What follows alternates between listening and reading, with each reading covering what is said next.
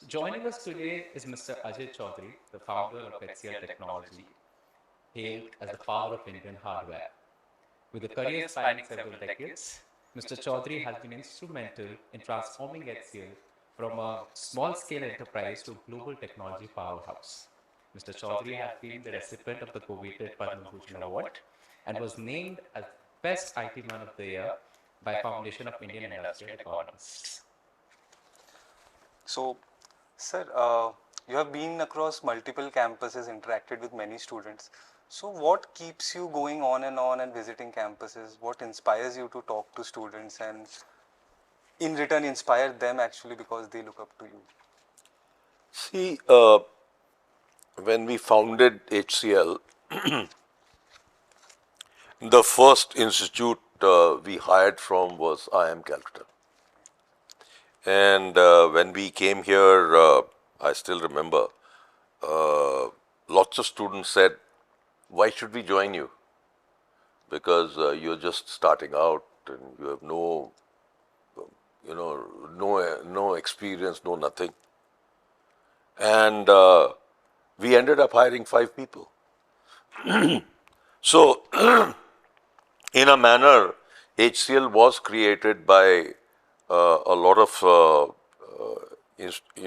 students coming out of institutions like IIM, and I strongly believe that at the end of the day, it's a people that make a company. So that's really why I go to many institutes to meet students, to inspire them, make them aspire for something that they really must achieve. And in addition to that, I also work with a lot of young people, because that keeps me younger. And so I invest in a lot of startups. I've invested in about 70, 80 startups. So that's the reason why I visit many institutions. Got it. So, sir, as you said, you visit many institutions, uh, you do active investing in many startups. Uh, so, you must have traveled to various places, different cultures and countries for that, right, sir? So, sir, any advice for the students uh, about how to adopt to cultures and get into an organization? See, one of the benefits of being an Indian is that you're born multicultural, right? So when you actually are in an Indian company or even an Indian institution, you deal with different cultures, and that makes us much more readier to be able to adopt to global cultures also. So that's why you find a lot of Indians, diaspora, heading large companies globally, because for a lot of people from the West, they've never seen different cultures. Europe, people see different cultures. America, hardly anybody sees multiple cultures. There's either black or white. For us, there are so many colors, so many types of eyes, so many types of languages, so many types of food, so many languages. So for us, it's very easy to adopt as Indians. Sir, and since we are talking about cultures, we know that you were the one who spearheaded HCL's journey abroad and expanding HCL overseas. So, when that was happening, did you see any differences in their organizational cultures or how things are happening outside of India and any difficulties in adjusting to that? Well, actually, our first global office was in Singapore, and I started that. And yes, when we, as an Indian company, when we went to Singapore in 1980, which was long ago, one of the things that we definitely had an issue with is that Singapore consists of 80% Chinese, close to about 10-12% Malays, 5-6% Indians, and then others. Most Indians in Singapore, from the historical perspective, were actually corner shop walas Oh, okay. or workers in rubber plantations in Malaysia. So when we went in there saying that, we are a technology company, They were completely zapped. They said, I mean, how do we accept you as a technology company from a country like India? Because in their mind, Indians were the corner panwala shops. So there was quite a challenge to actually sell products in Singapore initially, because they found it difficult to accept that Indians could be better than them. Yes. Sir, and on a similar line, I think recently Sam Altman came to India and he said that it is hopeless for a young team from India with limited resources to build foundational artificial intelligence model which is similar to OpenAI. Now, back in 1970s and 80s, you were a young team and you were starting something big.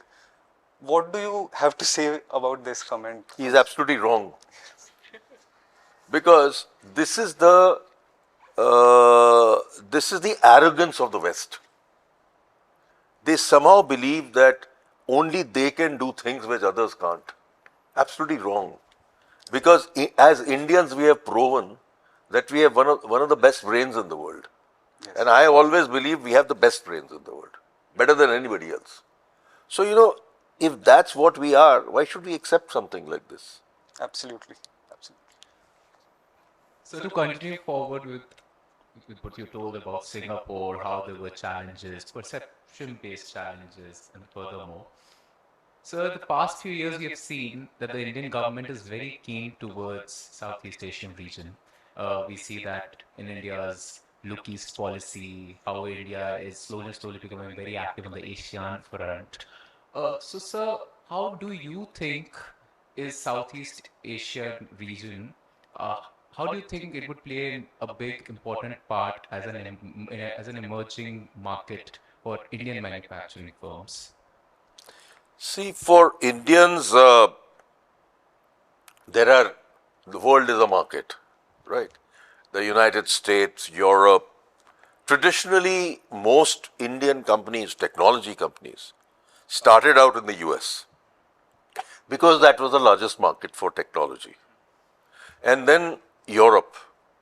And over the last 5 to 10 years, 15 years, people have started to look at the Far East deeper, because don't forget that which economies are growing today.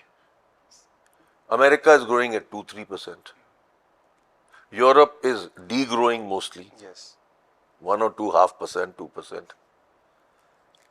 These markets are growing at 3 to 5%. India is growing at 7%. So where should we go? So therefore, it's important for us to start to look at regions that are growing faster. There are certain parts of Africa that are growing faster too. So a friend of mine once wrote a book which was called the 86% Opportunity. It was written by the ex-dean of Indian School of Business, okay, Vijay Mahajan.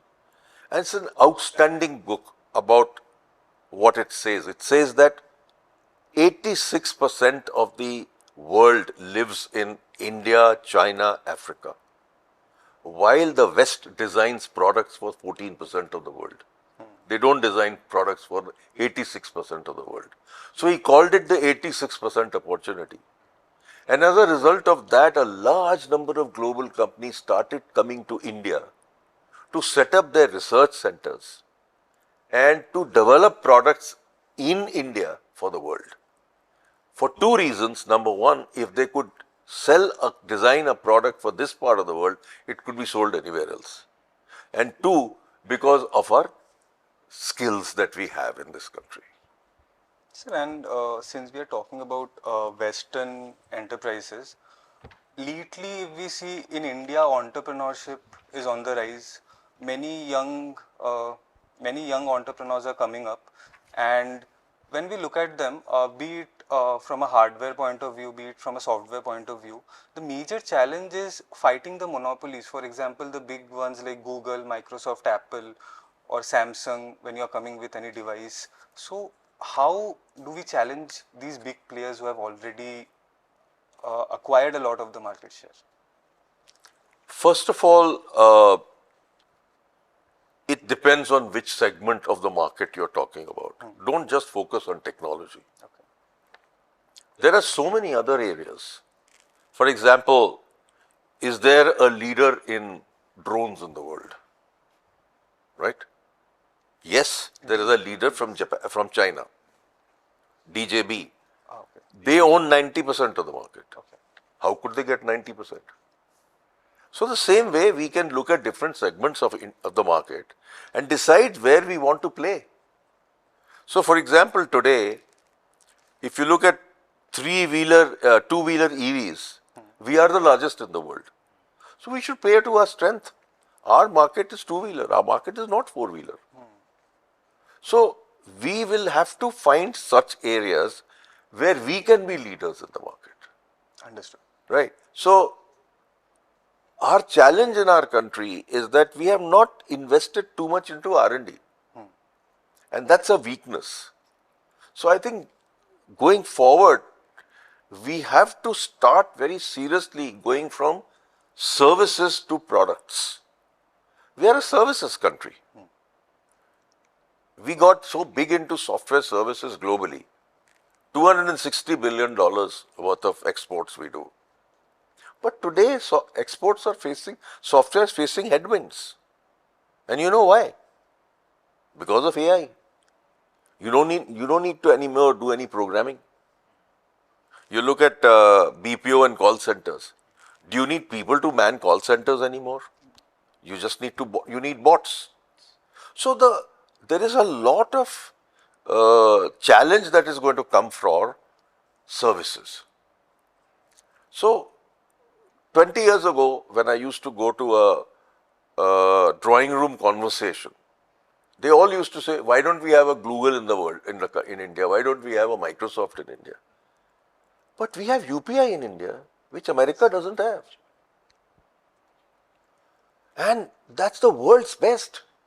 So we have the capability to create products, and therefore we should work on our strengths.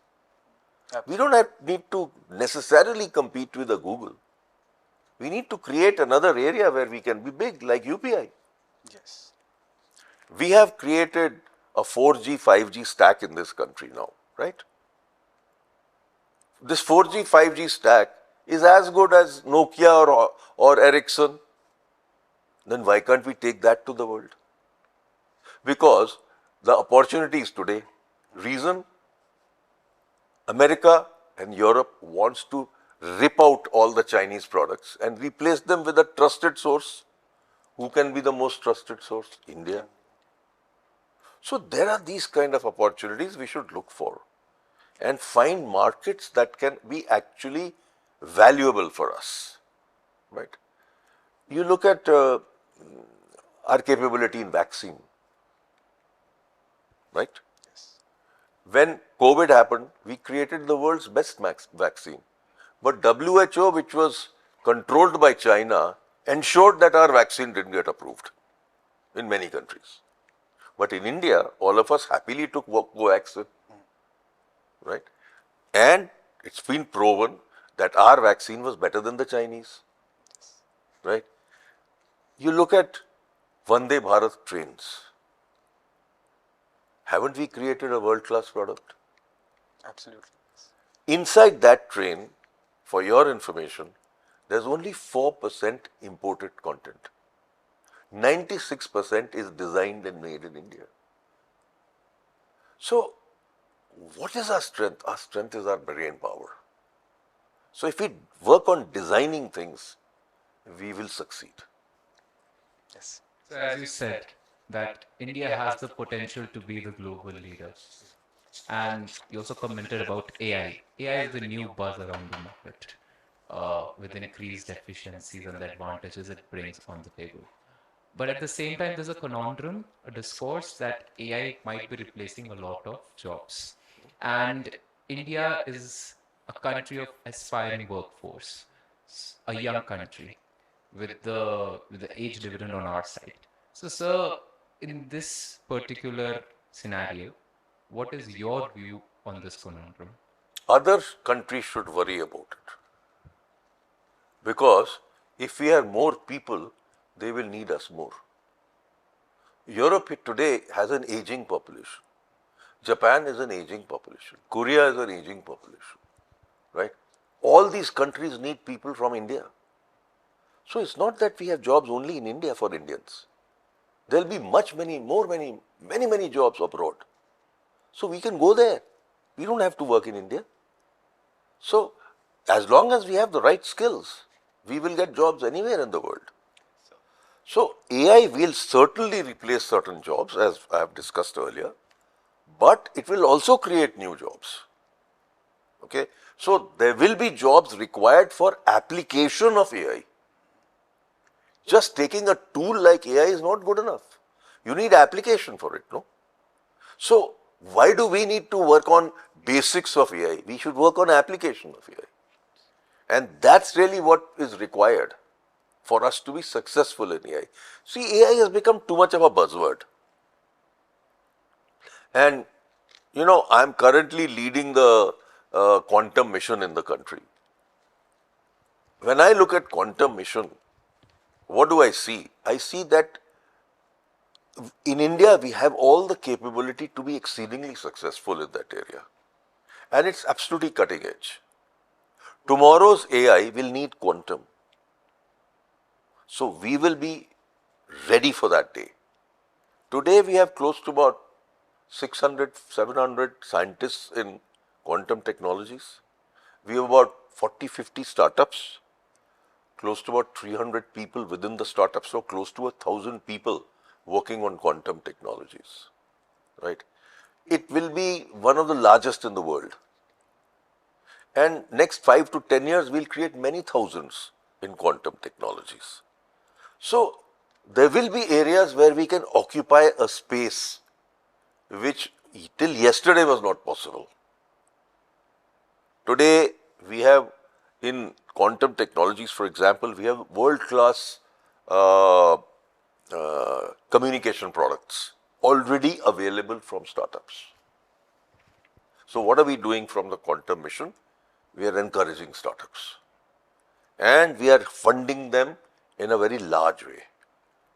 We are not funding them in lakhs, we are funding them in crores. So from 3 crores to 50 crores is the kind of funding we are giving to startups. Because in quantum, there's a lot of research required, for which you need manpower and equipment is required. So therefore, we have decided that we will be very generous in terms of giving support to startups. So as I said, these are the kind of opportunities that India has today. And you mentioned that you're working with so many startups. So on a slightly different note, what has been the most memorable or perhaps the funniest pitch that you received when you were listening to this entrepreneurs? Well, the funniest or the stupidest one I heard was that after I finished a talk to a bunch of 200 startups I was talking to, one kid came up and said, I have 3 ideas. So I said, what do you want to do with these 3 ideas? He says, I want to create 3 businesses. So I said, look, it's difficult to do 1. You're wanting to do 3. So I said, forget about doing through. Select the one that you believe you will be most successful and follow that and make it happen. So, you know, these kind of questions come up to me. I have 3 ideas, I want to do all 3. It's completely crazy.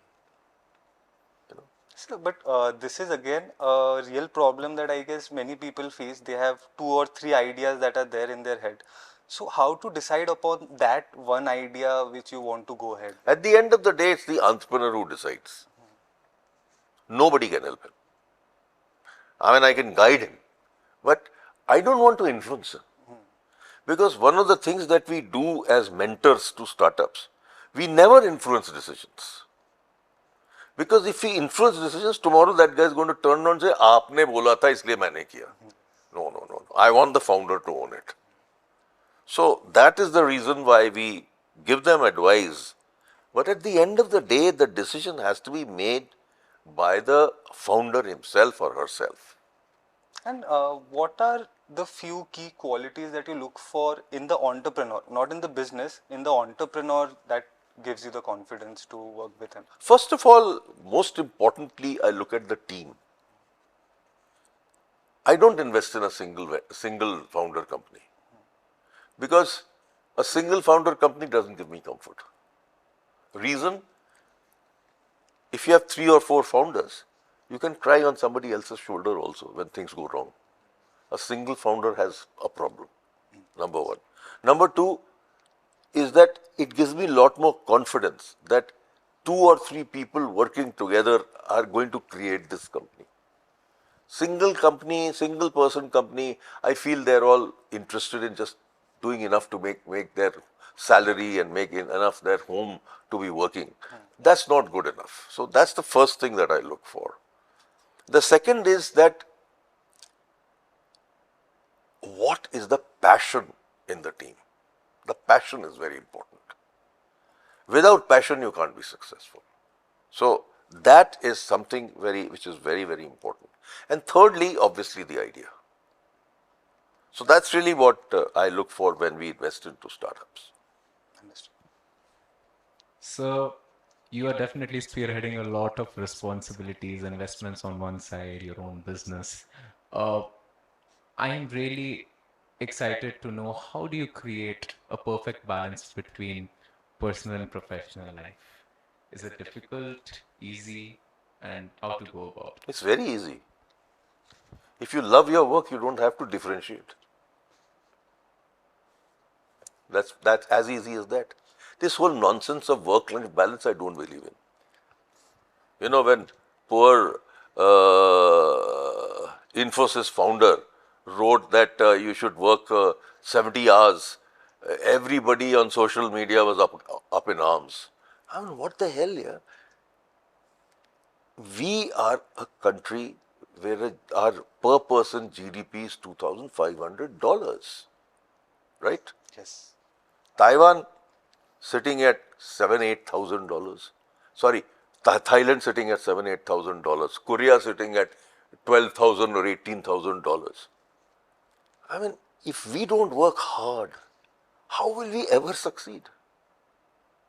We need to work harder, and we need to be clear that we need to catch up and go ahead. And that can only be done by us working 7 days a week against the Europeans working 4.5 days. That's our benefit. That's our advantage. They only work 4.5 days. The fellows on Thursday afternoon are sitting and having a cup of coffee at 4 o'clock in the afternoon and not working. That's our benefit. Let's take that. So with better and bigger targets come more responsibility. So, as you said, we Indians need to work more. How do you see the type or the nature of work evolving in the future, especially when there have been recent cases of certain employees succumbing to extreme work pressures? What is your take on it, and how do you define the future of work for us? You see, a lot of times uh, employees or workers do not mix what they do in life. Like, what is the greatest thing India has produced? Yoga, meditation. So if you combine meditation, yoga, looking after your health, all of that, and then work hard, you will be better off. So you need to figure out what makes your mind relax for a particular period of time. It could be singing. It could be listening to music. It could be reading books. It could be watching television. Whatever it is. If you are able to create the right mix in terms of how you utilize your time, then these work pressures don't come to you. Let me tell you one thing. In HCL, when we used to hire people from management schools, we used to have a model called 0 or 1. We are computing people, we only think 0 and 1. What was that 0 and 1?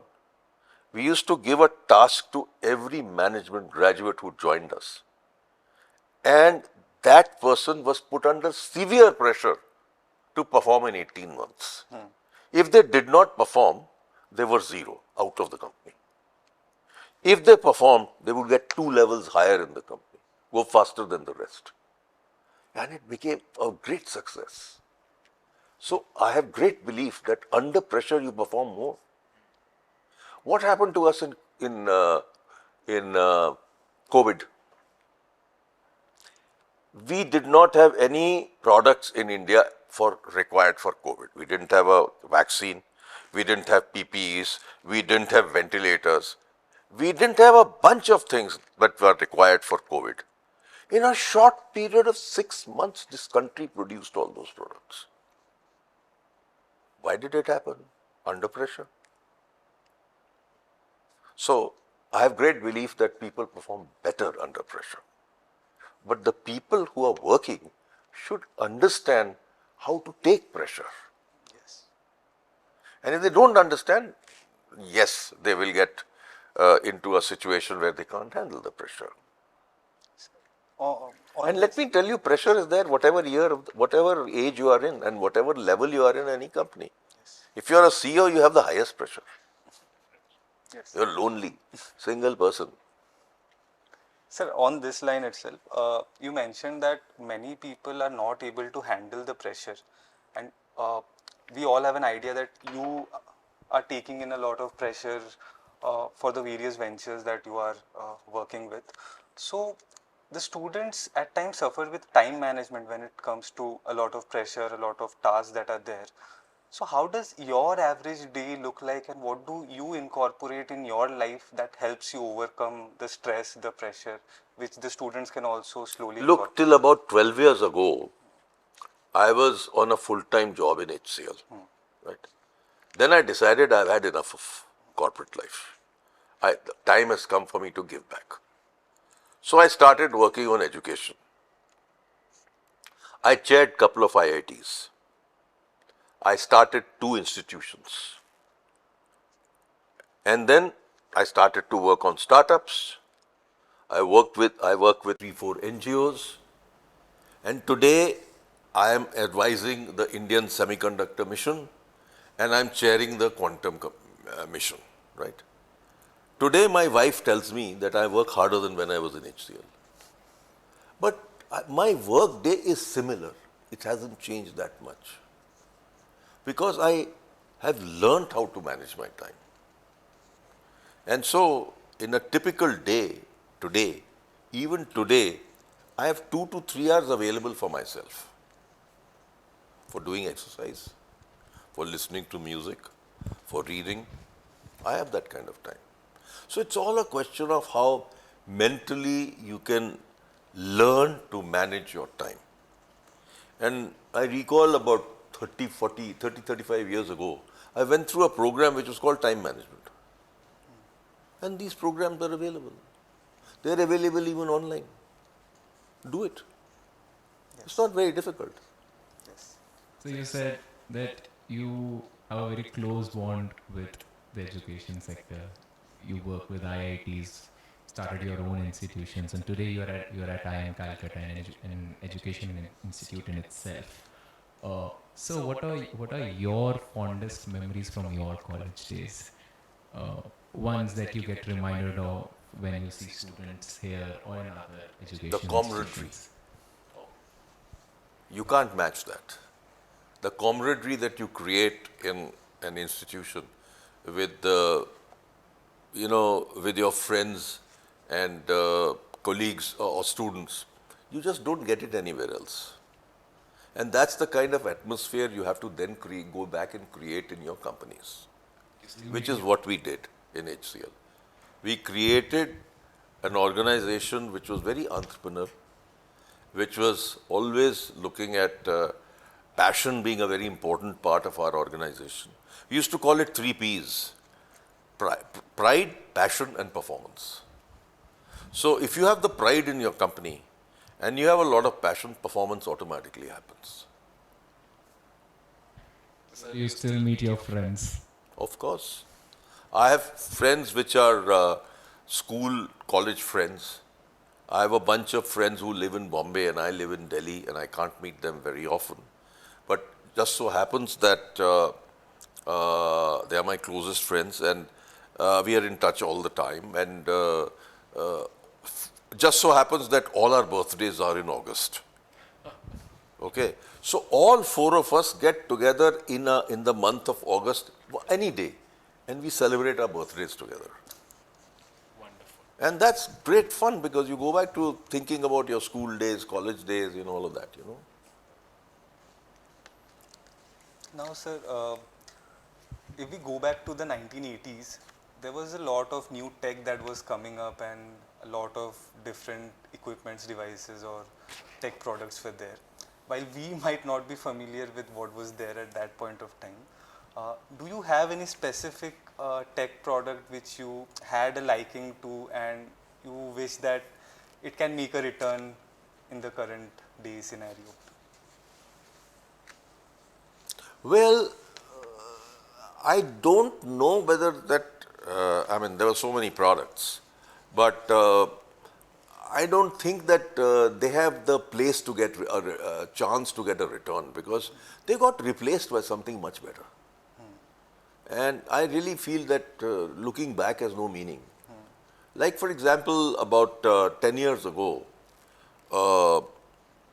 when internet was really growing, when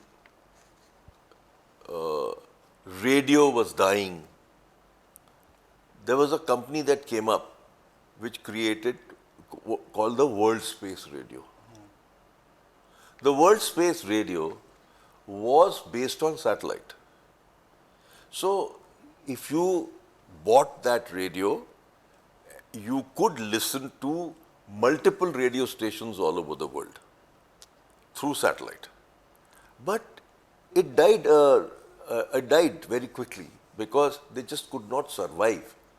That time there was no concept of getting returns through advertising, which came up in the last 10-15 years. So lots of e-commerce sites, etc., make huge bunch of money through advertising.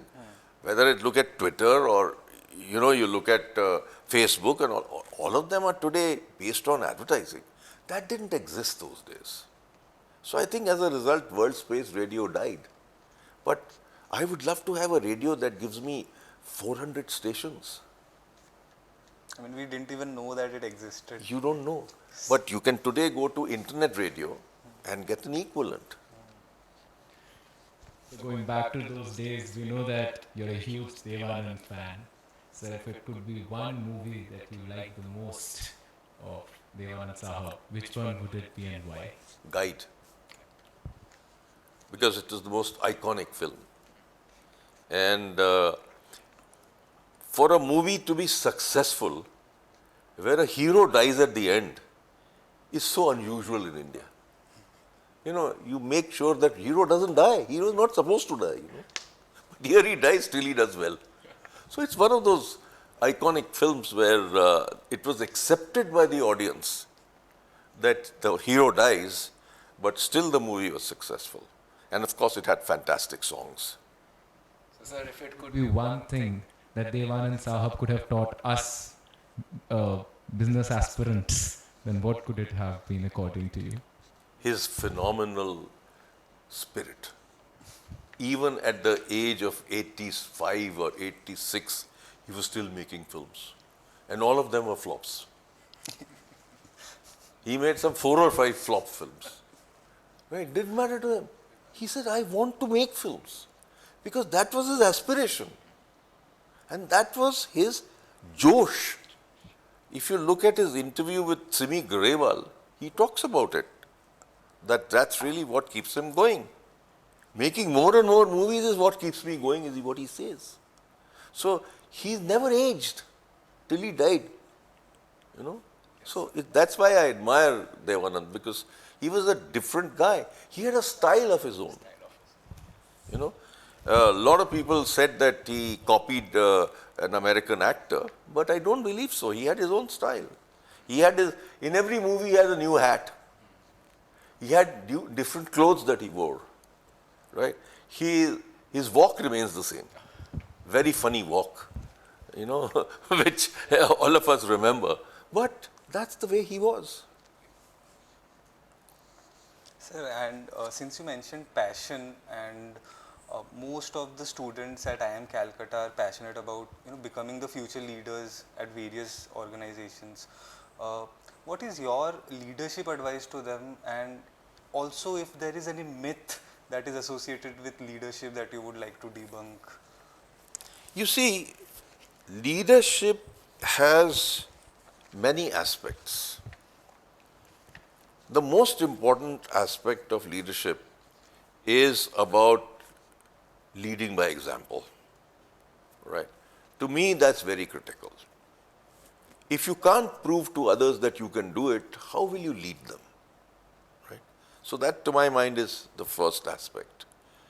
The second aspect of leadership is learning how to manage people. So, let me give you an example. In HCL, in Noida, we had offices all over. So in Noida, we had about 2,000-3,000 people. Every new year, I used to go and shake hands with every person and wish them Happy New Year. I don't know if anybody else who does this. These are the kind of things you have to learn to do, right? And the third most critical aspect of leadership is humility. You should not have a chip on your shoulder that you are the CEO. That destroys you. So these are some of the things that future leaders must take care of. One of the, I will say a few negative things about you kids also. When you come to an organization, you don't have the patience to succeed. You want to be there yesterday. It doesn't happen that way. You need to get yourself accepted. You need to perform, right? If you do that, yes, go ahead and aspire for something better. But don't think that I want to be a manager tomorrow or yesterday. Let me do something before I get there.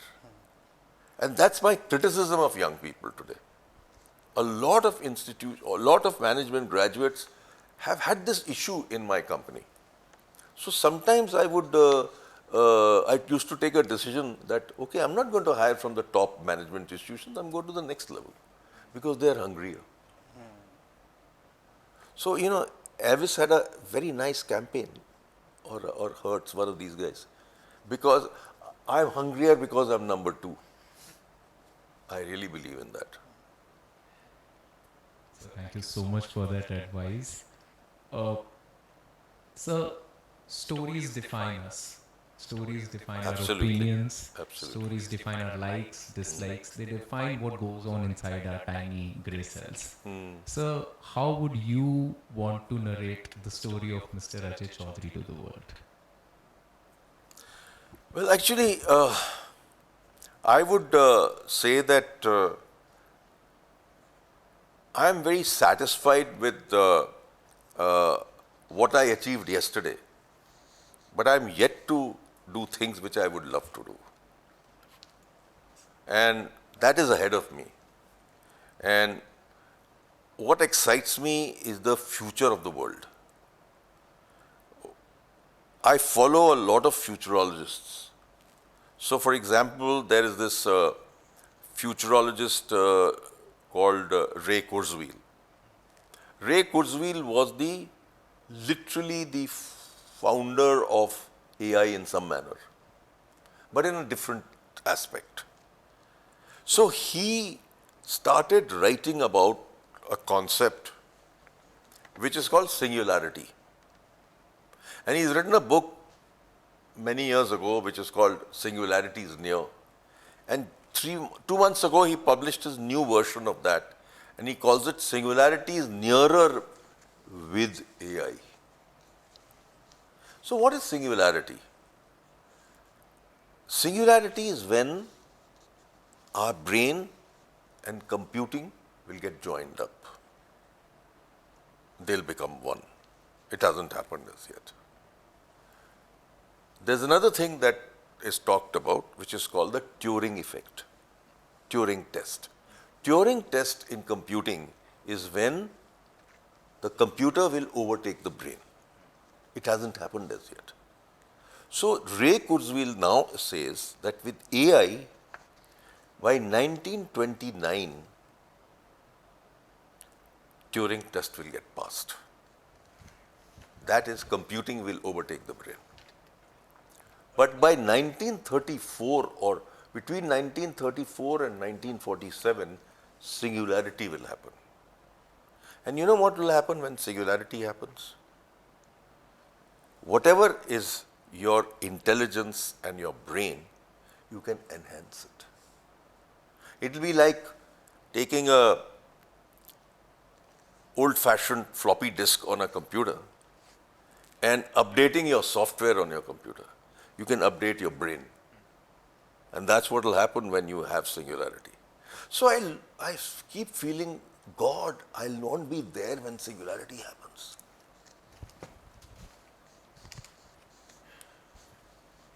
Thank you so much for your words of wisdom. We are greatly honored that you gave your time for this interview, that you're here at IIM Calcutta with us right now.